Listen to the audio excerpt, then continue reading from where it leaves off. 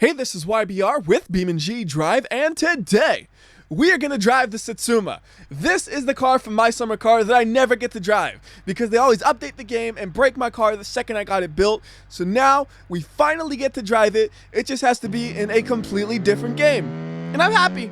That's all I wanted to do. After hours and hours of playing My Summer Car, that's all I was trying to accomplish. So that's the video. Remember to like, comment, subscribe, and ding the bell, and I'm out. Okay, you know, it's not really like that. Oh, doing a stand-up. That was nice. But you know that ain't the real outro. My real outro sounds completely different. So we're going to actually take a real look at this. So here's a look at the damage, and then we will reset it and take a look at the base version of the vehicle. And there's actually two base versions. You got the AMP 1000 and then the other AMP 1000. The difference is this one does not have the facelift, and this one does. So we're going to start with the basest, oldest version of the vehicle, and we'll work our way up as we always do. And this really looks exactly like the car I've been trying to build for years, and I've spent hours and hours trying to build, and I never get to quite drive. Even the inside looks exactly like what I remember. Kind of makes me sad. And here's something pretty cool about this. This thing has a really animated shifter. So look at this. Bam! Slam that gear. And here you go. Slam it into second. Yeah. Don't even look at where I'm driving. Just look at that shifter shifting hard. Come on. Yeah. Third gear. All right, let's pay attention to where I'm driving actually a little bit. So with this car, it only has about 61 horsepower. It's surprisingly light at only about 1,700 pounds. But even with it being that light, 75 horsepower does not make a car very fast. It is able to get up to normal highway speeds in the USA, which is nice. But that's about all it's got. And when you listen to it, it really kind of sounds like a weed whacker. It's not the kind of car you listen to like, yeah, that sounds good. Anyways, we're halfway through a crash, which was a lot less dramatic than I expected. Uh-oh, we're stuck on a bush and we can't see anything. I want to see the damage. How is the engine starved of oil at the slightest angle? That's a little ridiculous. So there you go. And looking at the damage there, that all looks pretty reasonable. So that means it's time to upgrade my car. We're going to go to the AMP 1000 facelifted edition. And really, the best way to show you the difference between this and the original is to have one of each so you can clearly see the changes. First things first, let's put them side by side to make it as easy to analyze as we possibly can. Alright, so starting with the front of the vehicle, you can see the whole front is different. The grille is different, the lights are different, and even the indicators on the bumper have been moved. Going to the side, the only real difference is the wheels. On one of them you get white walls, the other one you get basic wheels. But then on the rear, everything's a little bit different here. It has different lights that are wider, and then the wider lights make it where the size of the trunk is actually less. So between the two, which one do I prefer? Honestly, I like the old one. It's got those cooler white wall tires, and it's got the bigger trunk. It just seems like the superior vehicle. This facelift was a complete failure as far as I'm concerned. But I like its inclusion in the game because it gives the car story. It says, here's the original, and then here is how they tried to improve it, and they failed miserably. I don't know if they were supposed to have failed miserably, but as far as I'm concerned, they did. And I got a little bit on my wheels. Can we do that again? Nope, not that time. Oh, this should be a good test for the woefully underpowered vehicle. Can it climb the hills? We got some steep hills through here, and it's actually managing to climb them at okay speeds. The way to know is if we're going fast enough to cause a crash. So let's do a little slide maneuver into the mailbox, and that is barely a crash. It did just some damage to the door, and then my bumper flew off. And also somehow the exhaust got damaged. Not exactly sure how I managed that. Maybe the exhaust is really close to the edge of the vehicle and just got bashed in a little bit. And we can keep on driving up the hills and then find another place to crash, do a sliding crash, and ooh. Well, that took out my tire, and that's not going to stop me, actually. You think me losing a tire is going to stop me? It's just going to slow me down so much that I don't want to drive the car anymore. So let's go ahead and move on to the next version, which is going to be the AMP 1200. And this one's pretty much identical to the one we were driving. We have a facelift and pre-facelift version, but this one has a 1.2 liter engine that makes it amazing. 62 horsepower. Yes, this car literally makes one more horsepower than the previous edition. That's it. But since we got the downhill, we look like we're going fast for this crash. And bam, bashing that rear and doing some nice spins. And it's surprisingly intact, and it will still drive, it looks like. Here we go. We are down to one wheel, but we got the rim there still. so we can keep on driving. It's pulling hard to the side though, so we're just gonna let it pull wherever it wants to go, and it wants to crash into the pole apparently. Why would you want to do that, car? That makes no sense. Do a little 180 and oh, I got stuck. How did I manage to get stuck like this? Actually, look, is the building eating my car? It is. Stop doing that, building. You're not supposed to do that. And hey, look at that. There's stairs on the inside of the building basically. Can you even really see those from the outside? Not really. Like, the only way to see it is if you got up here. That's kind of interesting. I never noticed that before. Anyways, we'll bring this back up here. And we're not going to bother looking at both the facelift and pre-facelift because they're basically the same. Instead, we're going to skip to the GT 1200. So this is again based on the older version of the vehicle, but it has a lot of cool little upgrades. So it's got the louvers, it's got the wing on the back, it's got the black roof, the paint job, it's got the splitter on the front, the grille is a bit different, it's got cool wheels, it's got a sportier suspension setup. It is so slightly faster than the previous one because it does have some engine upgrades that give it 74 horsepower, which is a pretty big jump for a car this underpowered. But really the most noticeable thing is the suspension feels a lot better as we go around these corners. Oh, we got another downhill. We're gonna make full use of it, and this should be a good crash. We're gonna hit the guardrail and go for a little flight, and that should still be drivable. Oop, doing a little spin, get control of the vehicle, and go. Oh, it's pulling hard to the left, and okay. I don't know how I managed to tip it over with just a bump like that, but okay, it's tipped over. It's done for. We can rev up the engine and completely ruin it if we want to, but let's not do that, and instead go to the next version of the vehicle, which is gonna be the GL 1400. And with this one, we have an amazing, mind-bending 75 horsepower. Again, 1 horsepower more than the previous version. But at least with these last 2 versions, we're not driving around feeling like this thing is unbelievably slow. This one feels like a slow car, but it's a drivable car. The other ones are so slow, I would never normally choose them to drive because it's not enjoyable. This one's just barely okay. So let's go ahead and wreck it up. We got a nice little area we could go up to here and smack the roof in. All right. Can we land on our wheels? Yes. Can we roll back down to where we came from? The answer is also yes-ish. Yes. That was a nice way to get back on my wheels. And we can keep going. It looks like we can still continue driving even with that damage. Here's what I want to do with this one. I want to damage it up as much as I possibly can while continuing to keep it being drivable. So we got to do a lot of crashes that damage the rear and the side of the vehicle and try to keep the engine as safe as we possibly can. Same goes for the front suspension because right now it's still driving straight and true. I want to keep it that way, but this might not keep it that way. Let's see what happens. Smashing into the electrical pole, and we got a nice little spiral and on the wheels once more. We have opened up the hood, but does it still drive? Yes. Next up, does it still drive straight? Once we get on the road, we will find out. And it drives pretty straight, actually. That's really one of the strengths of a front-wheel drive vehicle. It might not be the best to drive, but it's going to have that extra durability, so you can bash up the sides and the rear, and it'll, for the most part, keep on driving. There's another flip, another crash, and ooh, tire deflated. That's not going to be good. And let's see, does it drive straight? Not really anymore. It is pulling to the right some. We can keep driving it though. That is not going to stop me. We need to damage this thing up as much as we possibly can. Once again, we're at 50 miles per hour. So let's just go ahead and find the next target. What'll that be? There's nothing really around here to crash into, so let's just crash into the fence. Over the fence almost. We got some airtime. You know what's amazing is all these crashes I've done, we always seem to flip over in some magnificent fashion. I don't know how I've managed to do that, but it really is quite nice. I want to hit the guardrail there, but we're not going fast enough. We're only going like 40 miles per hour. I want to go at least 50, and then the guardrail, hello! There's the first one where, nope. I was going to say that's the first one we didn't flip over. We still flipped over. Unfortunately, that's the first one where we did not land on our wheels, though. We will yank this, and we will keep going.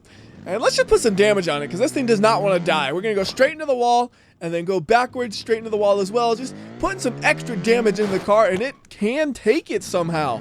Look at that, still going. The engine is overheating so badly. It's smoking everywhere. It's threatening to explode, but it continues to drive. It's just pulling even worse to the side now. So you know what, if you want to pull to the side, go ahead. And I shouldn't have let it do that because that has officially destroyed the vehicle. It's over. It's finally over. the Satsuma has been defeated. It put up a great fight though, although we can't really see the damage. And stop rolling backwards. I need to see the damage. Get onto the road so I can see you. So we got damage all over the place. And it was really impressive just how long it survived, but it's done. It's time to move on to the next version. And at this point, we've done all of the production versions of the vehicle. So now it's time to look at some of the modified versions. We're going to start with the AMP 1000 movie car, which is one of the most basic modified versions. On this one, it has a cool paint job and a slightly upgraded suspension, but otherwise it's the same as the 1000 we started the video with. Very, very basic, very, very slow, but good enough for 1 or 2 crashes before you get bored of it. There's a perfect spot to crash, going about 65 miles per hour. Here we go. Got the slow-mo going up to actually 70 miles per hour with the downhill. And we got some airtime. This is looking nice. Can we get under our wheels again? Maybe? Yes. Actually, can we get stuck right here? I'm just curious. Yep. You can totally get stuck right here because it does not have a differential that can put down power to both wheels. If you get that one wheel in the air, it's just going to spin that one wheel. All right, let's go ahead and go to the next one. So there's not much more to talk about with that one, which is the AMP 1000 Racer Amis. And this one is the best looking version. And we can even get some traction and get out of there. So on this one, we got the cool paint job, a little bit of rust, but it's stylish rust. We got the fender flares on the side. We have a different front bumper. We got the slightly different grille and of course the stripe, which is part of the paint job. And then we got the awesome interior. It's a leopard print interior. It is amazingly awful and great. And then on the back we have the wing and then the thing that says, "Don't laugh, your daughter might be inside." But why would you laugh? You're going to be impressed more than anything when you see this magnificent vehicle driving by. There's some bad news though. The engine is half blown, so it's actually slower than the regular 1000. And then also the suspension is whack. Like when we steer hard to the left and right, do you see how much that rear wheel is lifting up? It lifts up so much you kind of just lose control of the vehicle if you do something like that. Where normally that wouldn't be a problem at the low speeds that the Satsuma can go. So here we go. Watch how much the wheel lifts when we corner hard to the left here. Only going 25 miles per hour, and look at that lift! Like the suspension just moves so much because the suspension is all messed up with like cut, stiffened springs or some nonsense like that. It's terrible. So these modifications made the vehicle drive way worse, but it looks way cooler. And you know what? You all want me to crash this thing, but I'm not gonna. We're gonna do a cool little flip, and we're done because this car is too cool to crash. So let's go to the next version, and this one is where things get even worse. This is the AMP 1000 Beater. This one has a blown suspension, a rusted out look just like the one we were just driving, but the engine is blown even worse. You can tell because the pollution is even worse. You can't see nothing when you drive this thing. Also, it drives even slower. If you thought the car couldn't get slower yet, it found a way to. So we're gonna do nice basic crash, just right into the pole, upside down, exhaust damage. Probably could still drive though. Let's get you on your feet so you can fight. I always love it when you do a perfect flip like that. You just yank it in the corner and it lands perfectly on its wheels. It's a thing of beauty. It doesn't happen often, but when it happens, a single tear falls from my eye. Steering on this thing is shot right now though, so there's not much more we can do with it. And you didn't get to really see the blown suspension, so let me show you that real quickly. Ironically, even though this thing has the blown suspension, it's not as bad as the car we were just driving. That's how bad the cut suspension was. So you can see with this one, the suspension is really soft and bouncy. So if you kind of get into a bump, you really start to see it bouncing. There we go. There is the bounce, which is pretty awful in terms of what you would actually want the suspension to do. But it is quite amusing to watch it bounce around when it does. So let's see, you get to do a little bounce here. Yeah, it didn't do that big of a bounce on the transition. That was surprising. All right, we need to stop global warming. So we're going to crash this car, and once the car is immobilized, it'll stop polluting, and global warming will be reduced. See? I think about the planet. Although it continues to pollute until we actually turn off the engine. Actually, the damage isn't bad, but it was enough to unfortunately immobilize the car, I think. So let's go ahead and take a look at the next version, and now I get to be the police. I don't know why you would have this as a police car, but it is an option. So we got to see. Can this police car take down a rather ordinary vehicle? So I'm going to get a KC6D. That's a diesel vehicle. It can't be that fast, right? And I'm going to just go ahead and tell the AI to try to escape from my absolutely amazing police vehicle. So here we go. We are off and we are chasing them, and already they are starting to lose me, but I put my sirens on, so now they know I'm coming for them. And I think that just makes them drive faster, maybe, so I probably shouldn't have done that. I should have tried to sneak up on them when they didn't know I was coming for them. Yeah, there's not a chance of me catching them. This police car is a complete joke. It is going faster than I expected, though. It's going almost 80 miles per hour, but that feels like it's close to topped out. But at this point, I can barely see the car I'm trying to chase. So why don't we go ahead and run this back, but this time, I'm not going to talk. So that way you can listen to what the engine sounds like, because all the engines sound roughly the same, it seems like.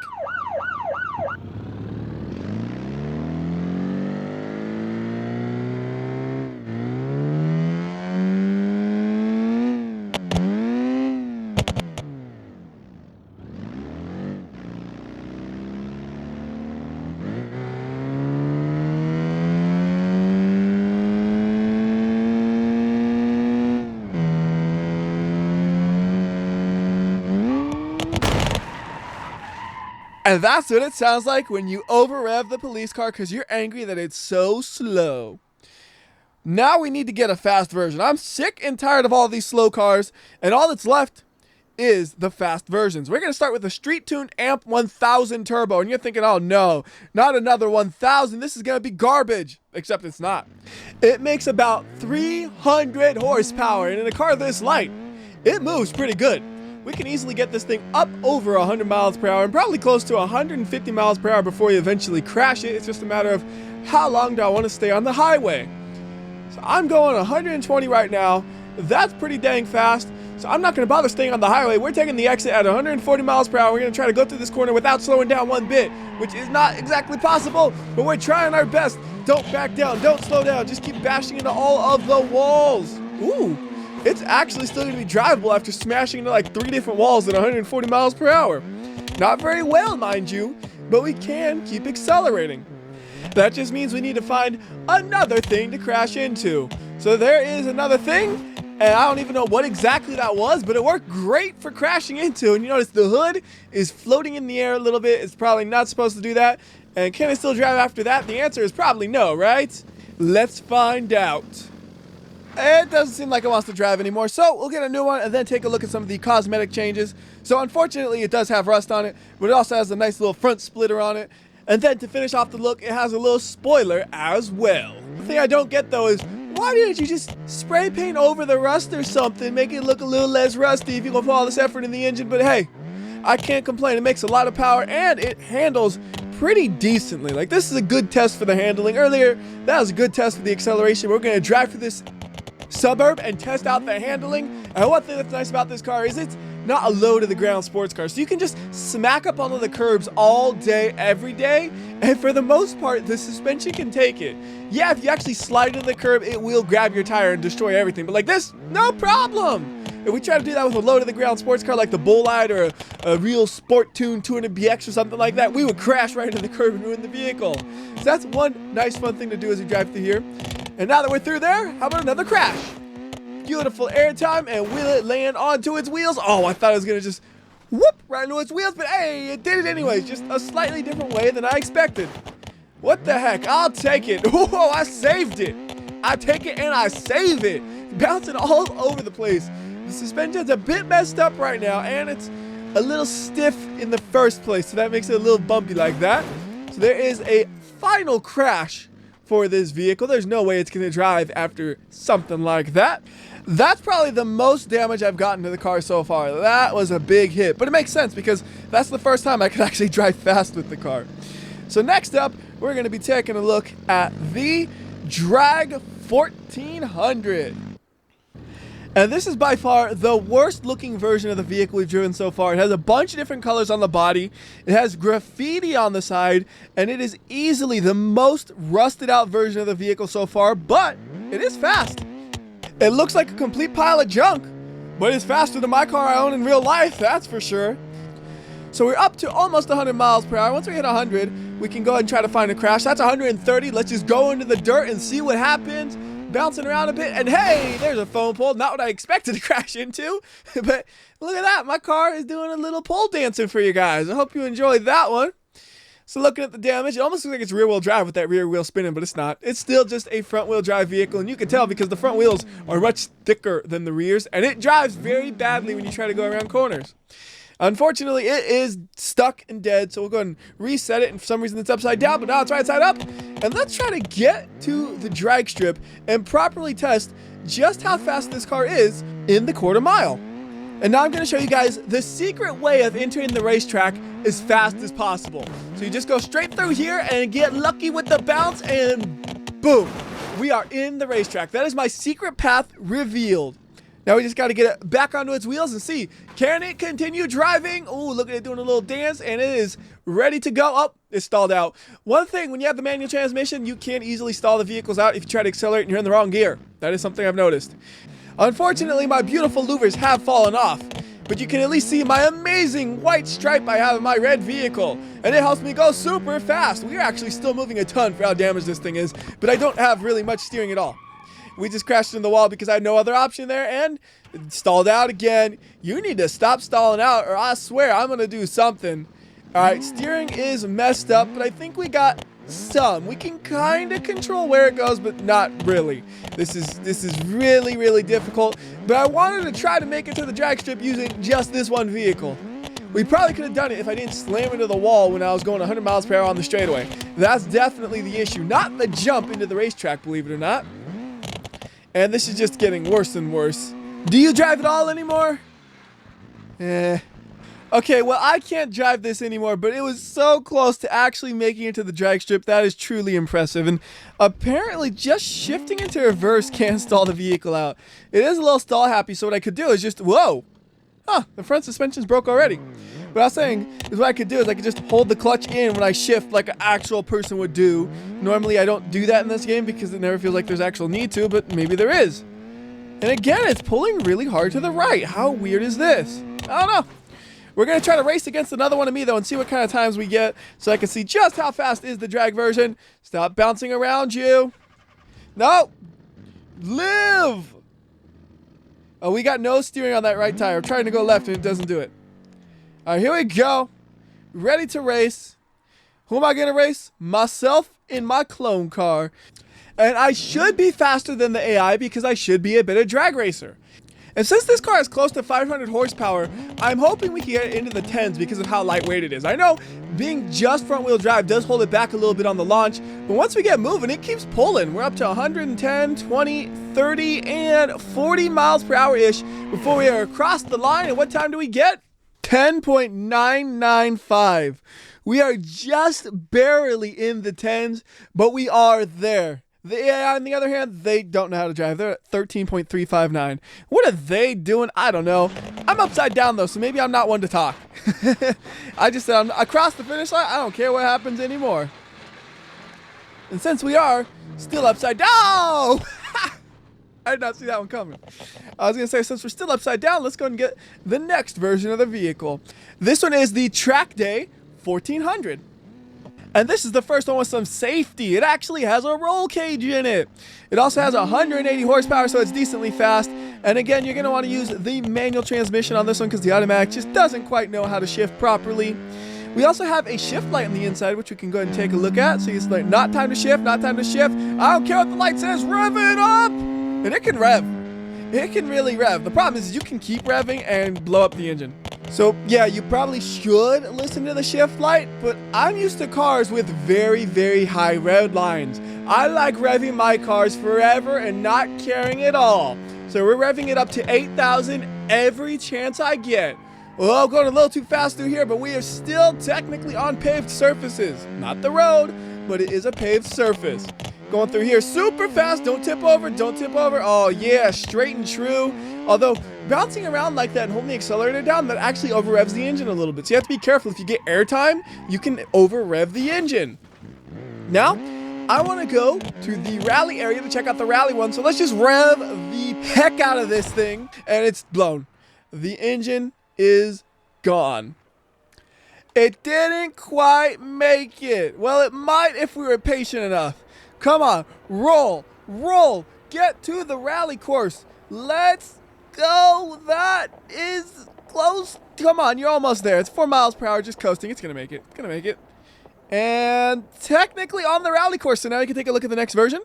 And the next version we're going to be driving is the Rally Amp 1400, which is also the last version we're going to be taking a look at. This one's pretty similar to the track day we were driving earlier with some minor modifications. So it has some mud flaps on it, it has a skid plate, and then of course it has the rally style suspension. The engine, however, is a little less powerful at only about 140 horsepower, but works perfectly fine for going through here for the most part. We can go just fast enough to mostly clear the jumps. If I was coming into the corners with some momentum already instead of having a dead stop, we would have made it for sure, because we made that jump. And then here comes the big hard jump. Can we clear it? Oh, easily. We are moving now. So it works good enough thanks to how light the car is, even with the low amount of horsepower. But we're now flipping around and we can keep on going. Gotta love it when a flip works out right.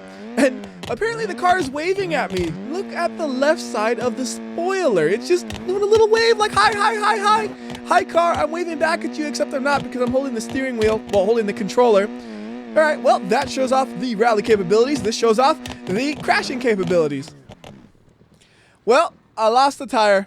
I think we're done with this one. So let's go ahead and finish this video up with everyone's favorite map called Leap of Death. And for Leap of Death, we're going to use the drag version because we got to go as fast as possible. That's always the goal. And this should be the fastest, assuming you can get enough traction. That truly is the only question. And it looks like we are getting enough traction to go decently fast. If you believe the speedometer was like 100 miles per hour. I don't believe it one bit. I think it was more like 60 to 70 miles per hour. But we are flying a decent bit. And it is pointed perfectly down. This thing is going to smash hard. Watch, don't blink, and there is the destruction. And it is nice every now and then to see those in full speed. Gotta have the mix. Sometimes you do slow-mo, sometimes you do full speed. That one was a full speed. The car exploded, and now it's gonna make its way to the bottom. Well, that's gonna do it for this video. Until next time, this has been WhyBeAre, and remember, if you like or dislike this video, I will know. I can tell by how long it takes me to finally drive this car. So do the right thing, and I'll see you next time.